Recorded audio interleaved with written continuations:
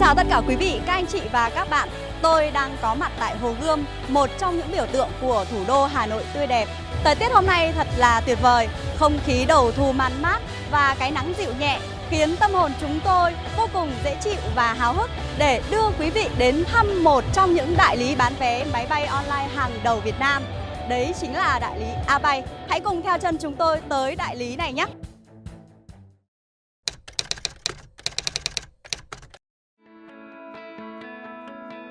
Chào mừng các bạn đến với A-Bay. Đại lý A-Bay là một trong những công ty cung cấp dịch vụ vé máy bay trực tuyến hàng đầu Việt Nam hiện nay. Chúng tôi có được vị thế dẫn đầu thị trường nhờ ứng dụng công nghệ hiện đại, luôn mang đến cho khách hàng tiện ích đặt vé vượt trội cùng dịch vụ khách hàng chuyên nghiệp.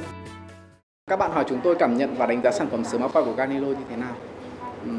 Không phải nhớ nhiều lệnh, nhiều tính năng, tất cả các thông tin phong phú, dễ sử dụng, chỉ cần click chuột. Vì là đơn vị cung cấp dịch vụ trực tuyến cho nên A-Bay luôn đặt tiêu chí là mang tới cho khách hàng hệ thống nhanh, chính xác và tức thời. Và muốn như vậy, trước hết chúng tôi phải cần một hệ thống phía sau thật chính xác và hiệu quả. Vì vậy cho nên chúng tôi chọn sản phẩm Smartpoint của Galileo. Từ khi sử dụng sản phẩm là Smartpoint của Galileo thì nhân viên A-Bay tư vấn cho khách hàng không cần phải cúp máy mà vẫn có thể tư vấn trực tiếp cho khách hàng tất cả các thông tin, nội dung phong phú của các hãng hàng không quốc tế. Tuy mới sử dụng Galileo từ cuối năm 2015, nhưng chúng tôi rất vui được hợp tác với phòng vé A-Bay và được các bạn đón nhận. Chúc A-Bay ngày một phát triển mạnh mẽ và hợp tác sâu rộng hơn nữa với Galileo trong thời gian tới. Cảm ơn A-Bay một lần nữa và bây giờ hãy nghe đôi lời chia sẻ của đại lý Tam Vương, đại lý top đầu của Galileo và đặc biệt đây là đại lý đã đồng hành cùng với Galileo từ những ngày đầu thành lập.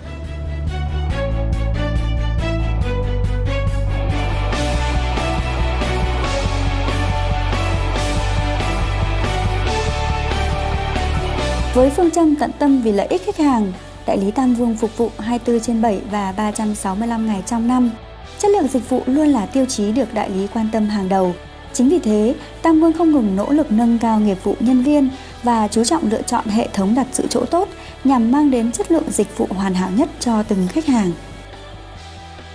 Đồng hành cùng với Galileo Việt Nam trong suốt 15 năm qua, chúng tôi ghi nhận những cái cải tiến không ngừng về mặt sản phẩm, giúp nâng cao hiệu suất của nhân sự phòng vé. Ngoài ra thì Galileo cũng liên tục cải tiến những sản phẩm mới và hỗ trợ cho cái hoạt động của phòng vé. Trong đó không thể không kể đến sản phẩm làm trực tiếp hàng ngày của anh chị em phòng vé, đó là Smartpoint. Có thể nói là không một sản phẩm lập trình nào là hoàn hảo, vẫn cần rất nhiều tới con người. Nhưng Smartpoint là một bước tiến lớn cho sự phát triển và rất thông minh. Chúc Galileo Việt Nam luôn phát triển hơn nữa. Xin cảm ơn những chia sẻ rất là chân thành của anh chị ngày hôm nay.